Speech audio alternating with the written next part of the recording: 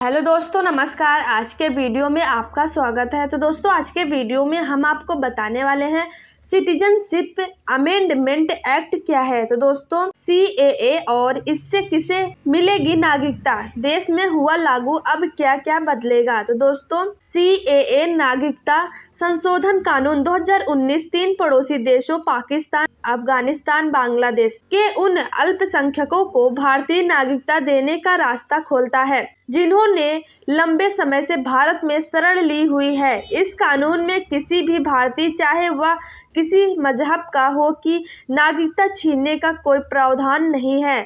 मुस्लिमों या किसी भी धर्म और समुदाय के लोगों की नागरिकता को इस कानून में खतरा नहीं है। लोकसभा चुनाव की तारीखों के ऐलान से पहले मोदी सरकार ने बड़ा सियासी दांव चल दिया है। केंद्र सरकार ने नागरिकता संशोधन कानून CAA का नोटिफिकेशन जारी कर दिया है।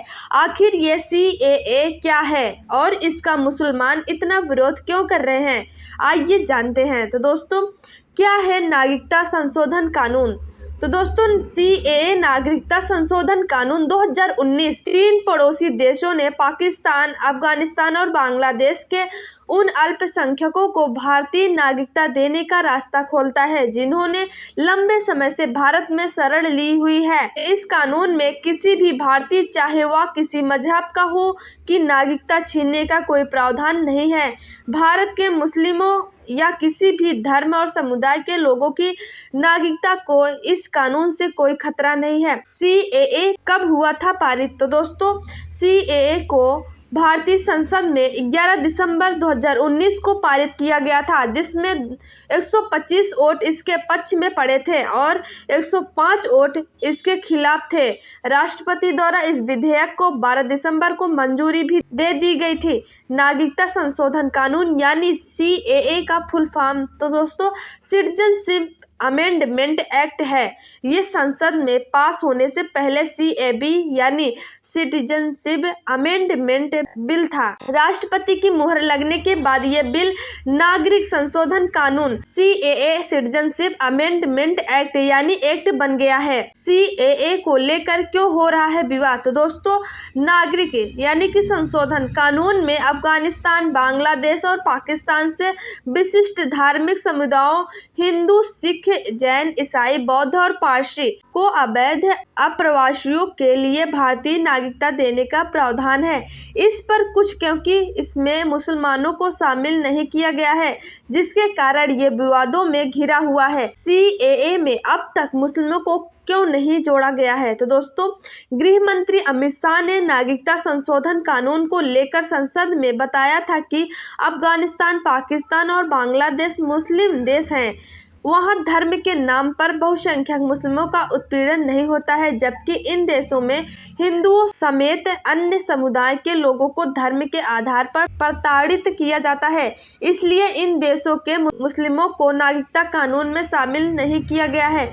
हालांकि इसके बाद भी वह नागरिकता के लिए आवेदन कर सकते हैं, जिस पर सरकार विचार कर फैसला लेगी। तो दोस्तों, किसे मिल सकेगी नागरिकता। तो दोस्तों, CAA लागू होने के बाद नागरिकता देने का अधिकार पूरी तरह से केंद्र सरकार के पास होगा। पाकिस्तान, बांग्लादेश और अफगानिस्तान से आए हिंदू, सिख, बौद्ध, जैन, ईसाई और पारसी धर्म से जुड़े शरणार्थियों को भारतीय नागरिकता दे दी जाएगी। बता दें कि जो लोग 31 दिसंबर 2014 से पहले भारत में आकर बस गए थे, उन्हें ही नागरिकता मिलेगी। इस कानून के तहत उन लोगों को अवैध प्रवासी माना गया है जो भारत में वैध यात्रा दस्तावेज यानी कि पासपोर्ट और वीजा के बगैर घुस गए हैं, या फिर वैध दस्तावेज के साथ तो भारत में आए हैं लेकिन तय अवधि से ज्यादा समय तक यहाँ रुक गए हों। नागरिकता के लिए कैसे करें आवेदन। तो दोस्तों, नागरिकता पाने की पूरी प्रक्रिया ऑनलाइन ही रखी गई है, जिसे लेकर एक ऑनलाइन पोर्टल भी तैयार किया जा चुका है। नागरिकता पाने के लिए आवेदकों को अपना वह साल बताना होगा जब उन्होंने बिना किसी दस्तावेज के भारत में प्रवेश किया था। आवेदक से किसी तरह का कोई दस्तावेज नहीं मांगा जाएगा।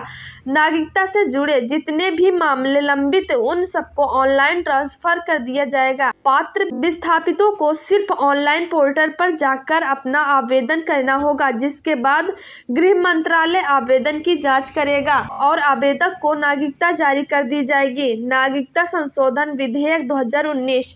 तो दोस्तों, विधेयक 3 देशों के इन धर्मों से संबंधित अवैध प्रवासियों के लिए नागरिकता पर 2 अतिरिक्त प्रावधान जोड़ता है। तो दोस्तों, नागरिकता प्राप्त करने के परिणाम। विधेयक कहता है कि नागरिकता प्राप्त करने पर, तो दोस्तों पहला पॉइंट है, ऐसे व्यक्तियों को भारत में उनके प्रवेश की तारीख से भारत का नागरिक माना जाएगा।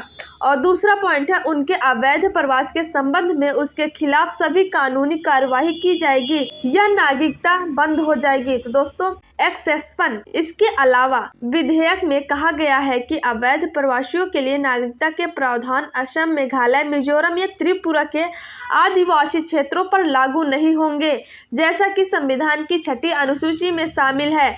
इन जनजातीय क्षेत्रों में कार्बी आंगलोंग यानी कि असम में, गारो हिल्स यानी कि मेघालय में, चम्का जिला मिजोरम में और त्रिपुरा जनजाति क्षेत्र जिला शामिल है। यह बंगाल ईस्टर्न फ्रंटियर रेगुलेशन 1873 के तहत इनर लाइन के तहत आने वाले क्षेत्रों पर भी लागू नहीं होगा।